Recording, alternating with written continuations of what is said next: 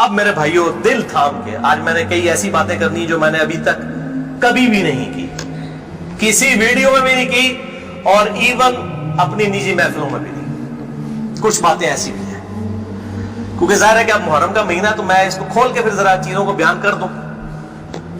تو یہ 8 طریق میں 1 بائی 1 ڈسکس کروں گا. پہلے 2-3 ذرا ڈیٹیل سے ہیں, پھر ساتھ انشاءاللہ باقی وہی الفاظ ریپیٹ ہوں گے. غدیر خم کی حدیث کا پہلا طریق صحیح مسلم میں انٹرنیشنل نمبر کے مطابق 4 طرق ہے اس کے, 6225 سے لے کر 6228 تک سیدنا علی کے فضائل والے چیپٹر میں. اس کا جو پہلا طریق ہے, طرق کہتے ہیں جمع کو, طریق کہتے ہیں ایک, یعنی جو روایت کی سند چل رہی ہوتی ہے اس کو ہم کہتے ہیں اس طریقے سے آئی ہے, اس وے سے آئی ہے, اس چین سے آئی ہے. پہلی چین صحیح مسلم 6225 سیدنا زید ابن ارقم سے, جو سابقون الاولون تھے, انہی کا وہ دار ارقم تھا جس میں نبی صلی اللہ علیہ وسلم دعوت حق بیان کیا کرتے تھے. ظاہر کعبۃ اللہ میں تو وہ لوگ نہیں جانے دیتے تھے, جس طرح ہمیں آج علماء مسجدوں میں نہیں گھسنے دیتے, تو ہم نے بھی یہ دار ارقم سجایا ہوا ایک. تو زید ابن ارقم رضی اللہ تعالی عنہ علیہ السلام روایت کرتے ہیں, ان کے پاس کچھ تابعین آئے, صحیح مسلم 6225. انہوں نے کہا زید آپ کتنے خوش نصیب ہیں, شروع میں آپ نے اسلام قبول کر لیا, نبی صلی اللہ علیہ وسلم کے ساتھ آپ نے نمازیں پڑھی, آپ کے ساتھ جہاد کیا, آپ صلی اللہ علیہ وسلم سے ڈائریکٹ حدیثیں سنی, آپ کی صحبت کی, آپ تو بہت خوش نصیب ہیں. ہم آپ کے پاس صرف اس لیے آئے ہیں کہ آپ ہمیں کوئی ایسی بات سنائیں جو خود آپ صلی اللہ علیہ وسلم سے آپ نے سنی ہو. تو زید بن ارقم نے کہا کہ میں بہت بوڑھا ہو چکا ہوں, ساری باتیں تو مجھے یاد نہیں ہے, اس لیے میری معذرت قبول کرو. البتہ ایک کریٹیکل بات مجھے یاد ہے کہ آپ صلی اللہ علیہ وسلم جب حجۃ الوداع سے واپس آ رہے تھے اپنی وفات سے تقریباً 3 مہینے پہلے, تو مکے اور مدینے کے درمیان ایک خم نامی جگہ تھی, پانی کے لیے پڑاؤ کیا غدیر خم پہ, اور یہ بات ہے 18 ذوالحجہ 10 ہجری کی, اور 11 ہجری میں آپ صلی اللہ علیہ وسلم کی وفات ہو گئی ربیع الاول میں. تاریخ کنفرم نہیں لیکن دن سوموار تھا, صحیح بخاری میں آتا ہے. آپ صلی اللہ علیہ وسلم نے خم نامی گاؤں میں اونٹ کے پالان کا آپ کے لیے ممبر بنایا گیا, آپ صلی اللہ علیہ وسلم نے اس پہ چڑھ کر خطبہ دیا, اور الفاظ ہی بڑے کنکلوڈنگ ہیں, ہم نے اپنے منہج پہ بھی لکھا ہوا ہے. اے لوگوں آگاہ ہو جاؤ, میں بھی ایک انسان ہوں, قریب ہے کہ اللہ کا قاصد یعنی موت کا فرشتہ میرے پاس آئے اور میں اس کی دعوت قبول کر لوں. لوگوں آگاہ ہو جاؤ, میں اپنے بعد تم میں 2 بھاری چیزیں چھوڑ کر جا رہا ہوں. یہ ہے حدیث ثقلین.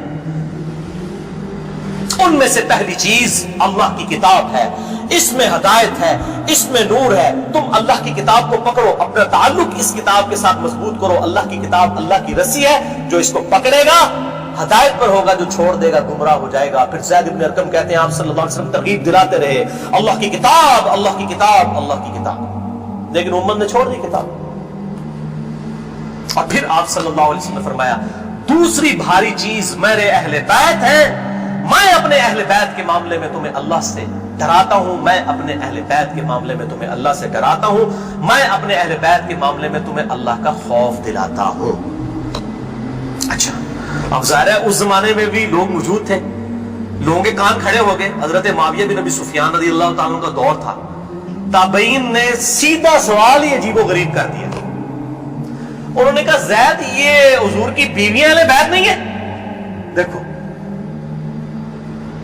بجائے پوچھنے کے سینئر صحابی سے پوچھتے کہ اہل بیت کون ہے, ان کو فوراً پتہ چل گیا کام کدھر ہو ہی جا رہے ہیں, یہ حضور کی بیویاں اہل بیت نہیں ہے.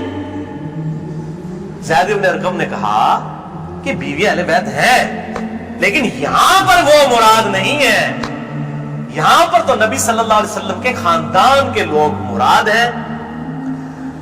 آل علی, آل عقیل, آل عباس, آل جعفر, وہ لوگ مراد ہیں اہل بیت. حضور کی بیویاں یہاں مراد نہیں ہیں, جن پر قیامت تک کے لیے صدقہ حرام ہے. یہ زید بن ارقم نے کہا. تھوڑا کوڑا سیجے طریق, اگلا بڑا سخت ہے, میں ڈر رہا ہوں یہ بیان کرتے ہوئے, لیکن اس میں نے پمفلٹ میں لکھ دیا ہوا ہے, لیکن وہ لوگ پڑھ کے گزر کے ہوں گے. لیکن میں اب آپ کو توجہ دلاؤں گا, صحیح مسلم 6228 نمبر طریق, اس میں پتہ کیا الفاظ ہے. اس حدیث کے اینڈ پہ تابعین پوچھتے ہیں کہ کیا نبی کی بیویاں اہل بیت نہیں ہیں؟ تو زید ابن ارقم کہتے ہیں اللہ کی قسم نہیں، اللہ کی قسم نہیں۔ عورت تو کتنا عرصہ کسی مرد کے ساتھ گزارتی ہے، بعد میں اس کا مرد اسے طلاق دے دیتا ہے، وہ اپنے میکے واپس آ جاتی ہے، تو عورت کیسے اہل بیت ہو سکتی ہے؟ ایسے ہی مسلم پڑھ رہے تھے بھائی، یہ سورہ کافی نہیں پڑھ رہا ہے مولویو، صحیح مسلم 6228، وہ کہتے ہیں بیوی کو طلاق ہوئی اپنے گھر چلی گئی، وہ کہاں سے اہل بیت ہو گئی؟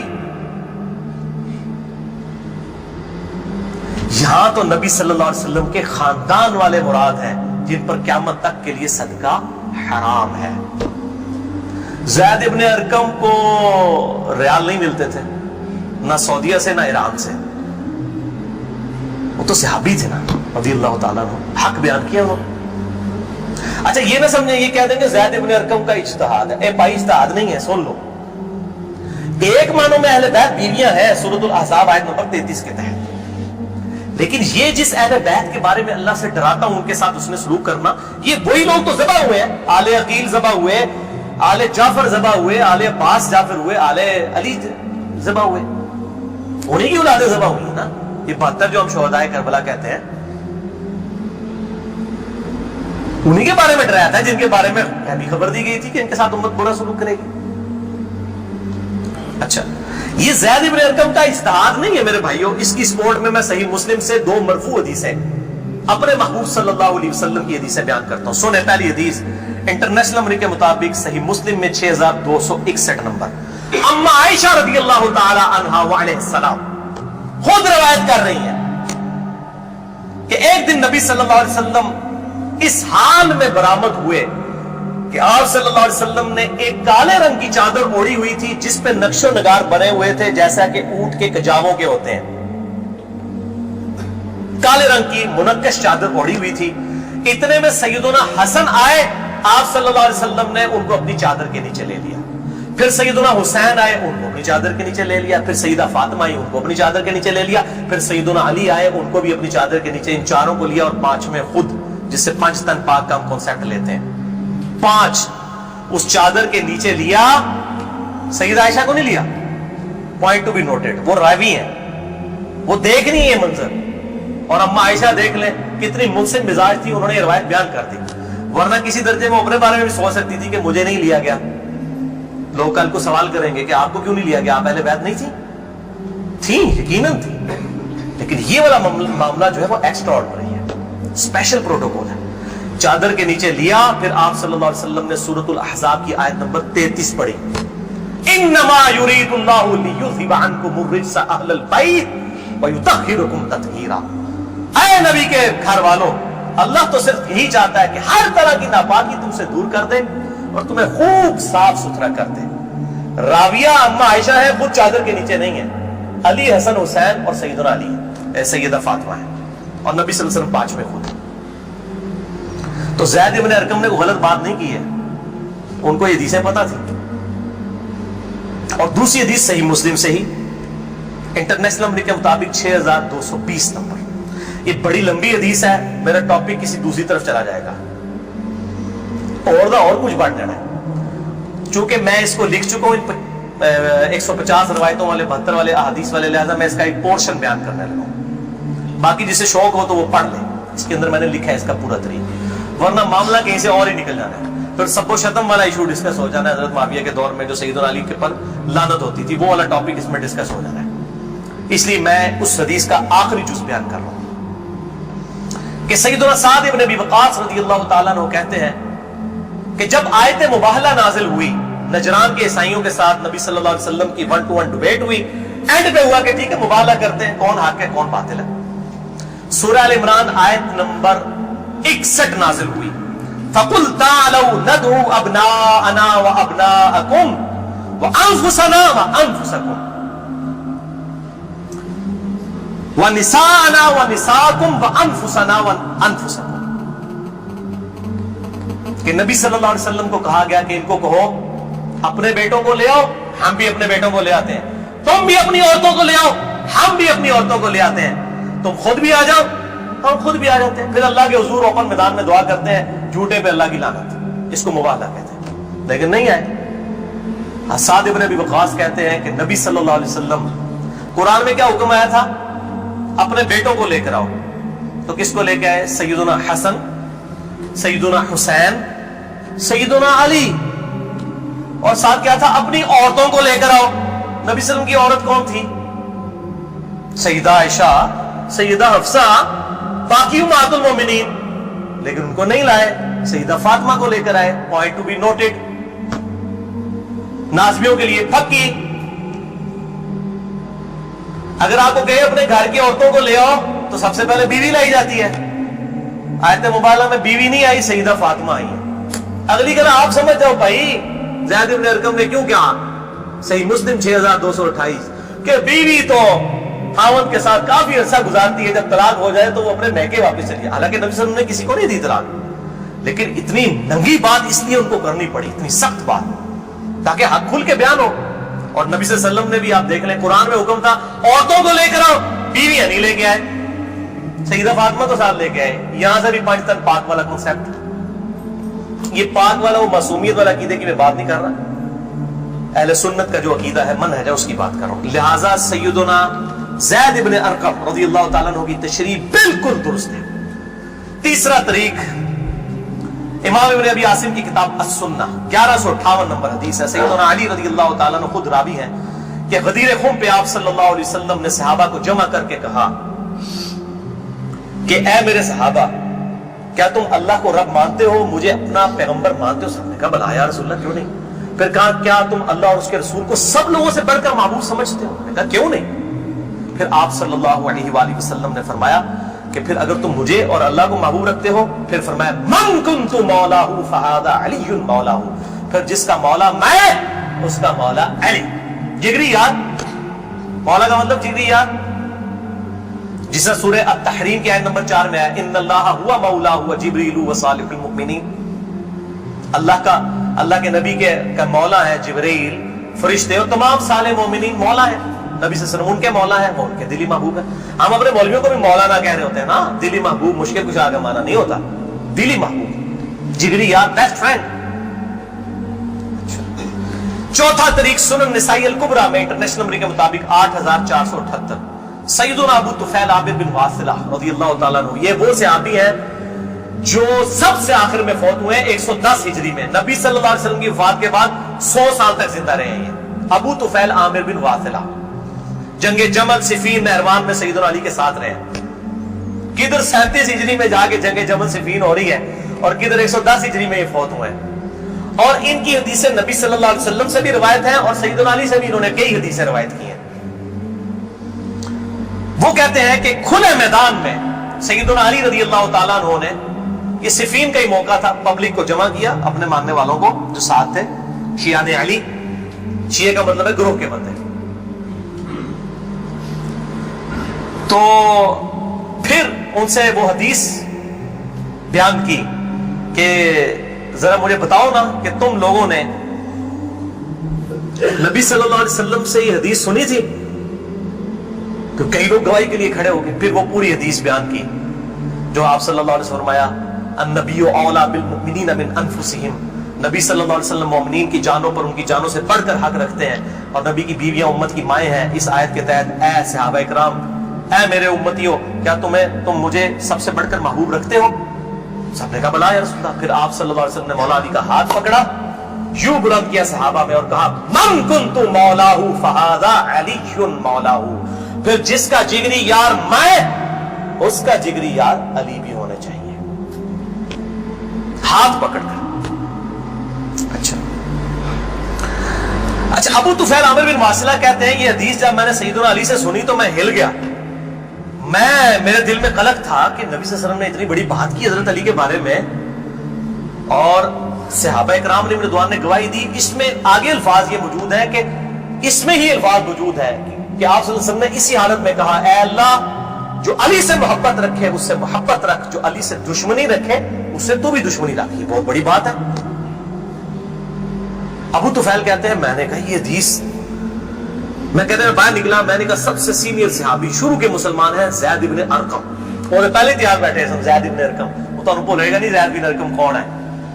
تے تو ہم جماعت اسلامی نے سکول بھی نہیں دار ارقم بولن گے, تو دار ارقم انہی کے نام پہ رکھے ہوئے ہیں, کیونکہ دار ارقم سب سے پہلا گھر تھا جہاں نبی صلی اللہ علیہ وسلم دعوت توحید کیا کرتے تھے. زید ابن ارقم کے پاس گئے, ان کا زید آپ تو سابقون اور اولون میں سے ہیں, مجھے بتائیں حضرت علی نے یہ حدیث بیان کی ہے اور اتنے لوگوں نے گواہی دی ہے, انہوں نے کہا تو کیا بات کرتا ہے, میں نے تو خود نبی صلی اللہ علیہ وسلم سے یہ حدیث سنی ہوئی ہے, من کنت مولاہ فہذا علی مولاہ, اور اے اللہ اس سے محبت رکھ جو علی سے محبت رکھے, اس سے دشمنی رکھ جو علی سے دشمنی رکھے. یہ وہ حصہ ہے جس کا ابن تیمیہ نے انکار کیا منہاج السنہ میں. پھر شیخ البانی نے پھر صفوں کے صفحے کالے کیے کہ ابن تیمیہ میں جلد بازی کی عادت تھی اور مبالغہ آ رہی تھی. سلسلہ احادیث صحیحہ 2223 نمبر حدیث کے کانٹیکسٹ میں شیخ البانی نے سخت گرفت کی ہے. اچھا, پانچواں طریق صحیح مسلم میں 3713 ہے, جامعہ ترمذی میں 3713. پانچواں طریق من کنت مولاہ فہذا علی مولاہ, زید ابن ارقم سے جابر بن عبداللہ سے رضی اللہ تعالی عنہ. چھٹا طریق مسند احمد میں ہے انٹرنیشنل نمبر کے مطابق 19321 جلد 4 صفحہ 370 پر, کہ سیدنا علی نے جب پوچھا گواہی دو گے اس حدیث کی غدیر خم کی, تو 30 صحابہ وہاں پر کھڑے ہوئے, اور باقی پوری حدیث وہی ہے سنن نسائی الکبریٰ والی, کہ اے اللہ اس سے محبت رکھ جو علی سے محبت رکھے, اس سے دشمنی رکھ جو علی سے دشمنی رکھے. تو ہمیں تو بڑا فخر ہے, ہم تو علی سے نہ صرف محبت رکھتے ہیں, علی کے دشمنوں کو للکار رہے ہیں الحمدللہ. تو اللہ تعالیٰ اسی عمل کے سبب, اس عمل کا وسیلہ اللہ کے حضور پیش کرتے ہیں کہ اللہ تعالیٰ ہمیں محبوب رکھے, آمین. بھائی یہ غدیر خم پہ آپ صلی اللہ علیہ وسلم نے خطبہ کیوں دیا, اس کی میں نے حکمت کئی لیکچرز میں بیان کی, یہاں پہ بھی بیان کر دوں. یہ آپ خطبہ حجۃ الوداع پہ بھی دے سکتے تھے, وہ روایتیں ضعیف ہوں. غدیر خم اس موقع پر پہنچ کر سب لوگ عرب کے جا چکے تھے سوائے اہل شام کے اور اہل مدینہ کے, اور اہل شام صفین میں سیدنا علی کے خلاف کھڑے ہوئے, اور اہل مدینہ میں جو کچھ لوگ تھے انہوں نے اہل مدینہ کے ساتھ زیادتی کی, کچھ ان کے ساتھ زیادتیاں ہوئی. اہل مدینہ اور اہل شام کو اصل میں ڈرایا گیا, کیونکہ واقعہ حرہ میں اہل مدینہ کے ساتھ ظلم کیا یزید نے, اور صفین میں جو ہے وہ حضرت معاویہ جو فوج لے گئے وہ شامیوں کی تھی.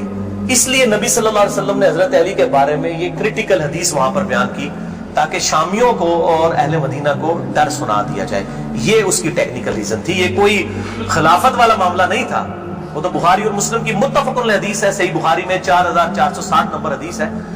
سیدنا طلحہ نے جب پوچھا عبداللہ ابن ابی اوفا سے کہ بتائیے کیا نبی صلی اللہ علیہ وسلم نے اپنا وصی کسی کو بنایا, انہوں نے کہا کسی کو نہیں بنایا, آپ نے ہمیں قرآن پر چلے رہنے کی وصیت کی تھی.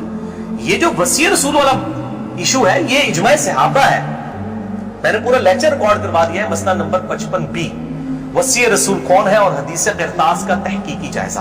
وصی رسول نہ سیدنا ابوبکر ہے نہ سیدنا علی ہے, بلکہ قرآن حکیم ہے. سیدنا ابوبکر کی جو خلافت اسٹیبلش ہوئی وہ اجماع صحابہ تھا رضی اللہ عنہم اجمعین وعلیہم السلام. یہ سارے طریق میں جتنے بیان کر رہا ہوں نا یہ آپ کو مل جائیں گے سلسلہ احادیث صحیحہ میں 1750 نمبر شیخ البانی کے اور 2223 میں. سیکنڈ لاسٹ ترک 7واں المستدرک للحاکم میں انٹرنیشنل نمبر کے مطابق 4711 زید ابن ارقم سے. یہ بڑے خطرناک الفاظ ہیں. زید ابن ارقم, ڈر جاؤ زید ابن ارقم کرو, جڑی روایتیں انہوں نے بیان کی تھی. زید ابن ارقم کہتے ہیں کہ نبی صلی اللہ علیہ وسلم نے فرمایا تھا غدیر خم پر کہ میں اپنے بعد دو بھاری چیزیں چھوڑ کر جا رہا ہوں, قرآن اور اہل بیت. یہ قیامت تک اکٹھے رہیں گے یہاں تک کہ حوض کوثر پہ آ کے مجھ سے ملاقات کریں گے, قرآن اور اہل بیت. یہ حوض کوثر میں ملاقات کر کے کیا لینا ہے انہوں نے؟ بخاری اور مسلم کی حدیث ہے انصار تم پر ظلم ہوگا, صبر کرنا یہاں تک کہ حوض کوثر پہ مجھے آ کے ملنا. بخاری مسلم میں حدیث ہے انصار کی محبت ایمان کی علامت ہے. انصار پہ ہی تو ظلم کیا گیا. واقعہ حرہ کیوں ہوا تھا؟ قتل حسین کے بعد انصار کی اولاد نے پیچ یزید کی توڑ دی تھی, اسی کی وجہ سے اس کو غصہ آیا. کہا انصار صبر کر لو یہاں تک کہ مجھے حوض کوثر. حوض کوثر پہ کیا مٹھائی کھلائی جائے گی؟ نہیں. بخاری اور مسلم کی متفق علیہ حدیث ہے میرے حوض کوثر پہ کچھ لوگ آئیں گے اور میں کہوں گا اصحابی اصحابی, یہ تو میرے صحابہ ہیں. ایک روایت میں اسیحابی اسیحابی, تو میرے ساتھی ہیں میرے صحابی ہیں. یہ کیا کرتے ہیں جس طریق میں آتا ہے نا امتی امتی, وہ نکال کے تو بریلوی دیوبندیوں کے اوپر لگانا شروع کر دیتے ہیں. اور صحابی لکھے نا مکتبۃ شاملہ میں، بخاری مسلم میں کھل جائیں گے. تو آپ صلی اللہ علیہ وسلم فرماتے ہیں کہ میں جب ان کو حوض کوثر سے پلانے لگوں گا، میرے ان کے درمیان ایک دیوار کھڑی کر دی جائے گی، اور مجھے کہا جائے گا اللہ کے نبی آپ کو نہیں پتا آپ کی وفات کے بعد یہ لوگ دین سے الٹے قدم پھر گئے تھے، انہوں نے دین میں بدعتیں جاری کر. فرماتے ہیں میں کہوں گا سحقا سحقا لمن غیر بعدی، سحقا سحقا لمن بدل بعدی. ان پر پھٹکار ہو جنہوں نے میری وفات کے بعد میرا دین بدل دیا، جنہوں نے میری وفات کے بعد میرے دین میں تغیر کر دیا. اب یہ ایک اور پنڈورا باکس ہے، اس کو بھی میں یہاں پر کلوز کرتا ہوں. جسے شوق ہو میری زندگی کا اہم ترین لیکچر، مسئلہ نمبر 96، عظمت صحابہ، رد المنافقین اور سنی شیعہ کے اختلاف کا تحقیقی جائزہ اہل سنت پاک.com پر جو ہے وہ دیکھ لیں. ہر ایک چیز میں سے ایک جن برآمد ہوتا ہے. 8واں طریق اس سے ریلیٹڈ ہے، غدیر خم کا تو نہیں لیکن ریلیٹڈ ہے، اس لیے میں نے اس کو بیان کرنا ضروری سمجھا. المستدرک للحاکم میں انٹرنیشنل نمبر کے مطابق 4628. اس جتنی میں حدیثیں بیان کر رہا ہوں، شیخ البانی، شیخ زبیر علی زئی، امام ذہبی، امام حاکم رحمہم اللہ اجمعین، تمام نے ان کی تصحیح کی ہوئی ہے. میں کوئی کار بیگ نہیں، میں عالم زئی حدیثیں بیان کر رہا نا جو قواعد اللہ سنابلی کرتا ہے، تو پائی جی 10 گھنٹے نہ مکڑ حدیثیں، میں صرف صحیح حدیثیں بیان کر رہا ہوں جن کے اوپر اتفاق ہے سب. یہ حدیث بھی بڑی اہم حدیث ہے. ابو ذر غفاری کا غلام تھا ایک ابو ثابت، وہ کہتے ہیں میں جنگ جمل کے بعد حضرت ام سلمہ ہماری جو ماں ہے، جو آخر میں فوت ہوئی واقعہ کربلا کے بعد بھی، ام سلمہ ام المؤمنین رضی اللہ تعالی عنہا و علیہ السلام، کہتے ہیں میں ان کو ملنے گیا. اماں نے پوچھا، اماں ام سلمہ ہوتے اگر میں لیکچر دیا نا بنو امیہ کے خلاف جتنی حدیثیں ہیں نا، جتنی حدیثیں ممبروں پہ لعنت کرنے والے کے خلاف، سیدنا علی کو گالیاں دینے والوں کے پر عتاب، سب کی سب ام سلمہ سے. ام سلمہ پہ اگر ایک میں پورا لیکچر دے سکتا ہوں کہ انہوں نے جو بنو امیہ کے خلاف حدیثیں روایت کی، ام سلمہ نے، نبی صلی اللہ علیہ وسلم کی بیوی. ایک وہ بریلوی دیوبندی اہل حدیث شیعہ نہیں تھی بھائی، نبی صلی اللہ علیہ وسلم کی بیوی تھی. یہاں پر بھی ام سلمہ کو وہ تابعی کہتا ہے میں تو جمل سے آیا ہوں. تو انہوں نے پوچھا کہ بتائیے جنگ جمل میں کیا حال ہوا. ان کا اماں میں جنگ جمل میں جو ہے وہ سیدنا علی کا ساتھی تھا. اچھا، کہتے ہیں لیکن صبح کے وقت جب میں نے اپنے مخالف لشکر میں سیدہ عائشہ کو دیکھا تو میرا دل ڈولنے لگ پڑا کہ یہ ٹھیک ہے یہ وہ. حالانکہ وہ تو کتنی حدیثیں ہیں کہ میری ایک بیوی پہ ہوپ کے کتے بھونکیں گے. حدیث ہوپ پہ پورا باب شیخ البانی نے باندھ دیے، میں نے 32 حدیثوں میں نقل کیا. سیدہ عائشہ پہ کتے بھونکے، اس کے بعد پوری زندگی روتی تھی. وہ تو ابن زبیر ان کو آگے لے گئے، اس کے بعد سیدنا علی نے ان کو معاف بھی کیا. اور ایک الگ سے ایک ٹاپک ہے، مسئلہ 101 میں نہ دیکھ لیں. بہرحال سیدہ عائشہ رضی اللہ تعالیٰ عنہ کو دیکھا، دل ڈگمگا گیا. کہتے ہیں پھر میں نے جب ظہر کی نماز پڑھی تو اللہ نے میرے دل کو مضبوط کر دیا کہ نہیں علی حق پر ہے. تو ہم نے جنگ کی اور ظاہر ہے وہ تو کلین سویپ ہوا، سیدنا علی جنگ جیت گئے. تو ام سلمہ نے پتہ کیا کہا؟ انہوں نے یہ نہیں کہا کہ یہ مشاجرات صحابہ مجھ سے کیوں ڈسکس کر رہے ہو، دو ہی ٹھیک تھے.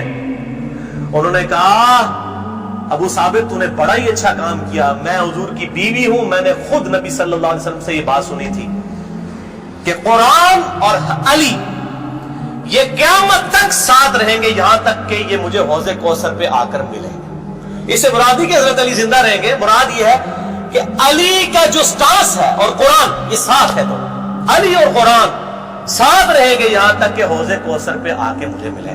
اوتھے نازمیہ دی لگے گی پھینٹی، حوض کوثر سے تب ملن گے تو پھر یہی کچھ ہوئے گا نا.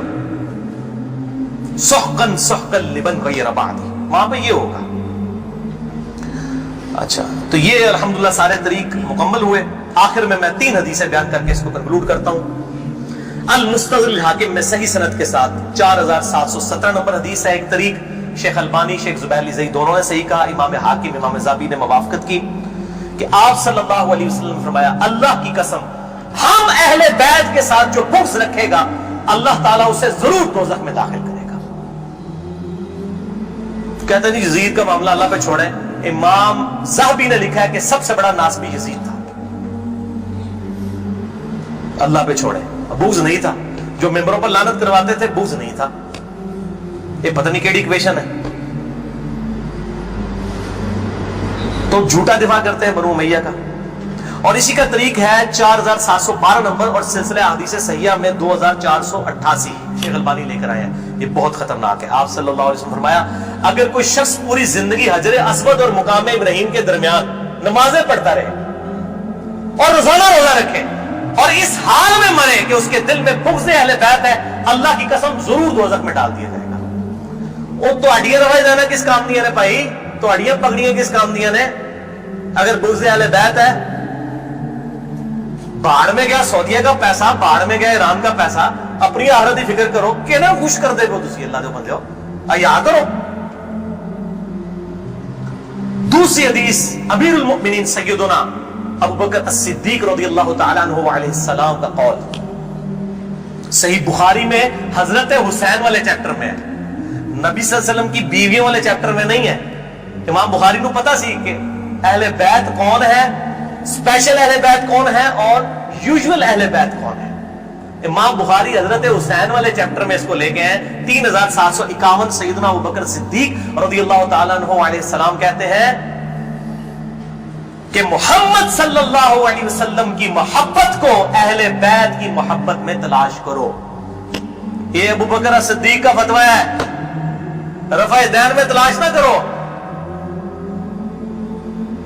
محمد صلی اللہ علیہ وسلم کی محبت کو اہل بیت کی محبت میں تلاش کرو, اور اہل بیت کو حضرت حسین والے چیپٹر میں لے کے آئے 3751. اور آخری حدیث صحیح مسلم میں وہ ریپیٹ کر لیں 240 نمبر کتاب الایمان میں سیدنا علی کہتے ہیں اس اللہ کی قسم کہ جس نے دانے کو پھاڑ کر اس میں سے اناج اگایا اور ہر مخلوق کو پیدا کیا, نبی امی نے مجھ سے عہد لیا تھا کہ اے علی تجھ سے صرف مومن ہی محبت کرے گا اور تجھ سے بغض صرف منافق ہی رکھے گا. اب محبت علی کا یہ مطلب نہیں ہے کہ غلوف کریں, یہ مشکل کشا ماننا شروع کر دیں. مراد یہ کہ جو ان کے صحیح جتنے بھی فضائل آئے ہیں ان کو مانا جائے الحمدللہ, اور ان کے دشمنوں سے دشمنی رکھی جائے. یہ بھائیو اب آج کی گفتگو کنکلوڈ ہوئی. میں آخر میں پھر وہی کہوں گا کہ یہ میرا جو ریسرچ پیپر ہے 5B واقعہ کربلا کا حقیقی پس منظر 72 صحیح الاسناد حدیث کی روشنی میں, اسے ضرور پڑھیں. اہل سنت پاک.com سے research paper number 5B download کریں. میں اپنی گفتگو کا اختتام کروں گا امام محمد بن ادریس الشافعی المتوفى 204 ہجری کے اس مشہور شعر پر جو ان کے دیوان الشافعی میں چھپا ہوا ہے. کسی مولوی کی سند کی ضرورت نہیں, ان کی اپنی کتاب ہے دیوان الشافعی. اور تمام محدثین چاہے ابن تیمیہ ہوں, امام ذہبی ہوں, ابن کثیر ہوں, سب نے اپنی کتابوں میں اس شعر کو نقل کیا ہے. چونکہ میرے پہ بھی فتویٰ لگنا ہے تو میں بتاؤں کہ میں کوئی اکیلا نہیں ہوں, ہمارے بزرگوں پہ ان کے بزرگوں نے فتوے لگائے ہیں. امام شافعی سے بڑا کوئی اہل سنت کا امام نہیں ہے. احمد بن حنبل ان کا شاگرد ہے, اور احمد بن حنبل صرف حدیث میں ایکسپرٹ ہے. امام شافعی وہ ہیں جو حدیث میں ایکسپرٹ, فقہ میں ایکسپرٹ, منطق میں ایکسپرٹ. ان سے بڑا کوئی امام نہیں اہل سنت کا. اور امام بخاری ان کے پوتا شاگرد, امام ترمذی ان کے پڑپوتا شاگرد, اور خود امام مالک رحمہ اللہ علیہ السلام کے شاگرد ہیں.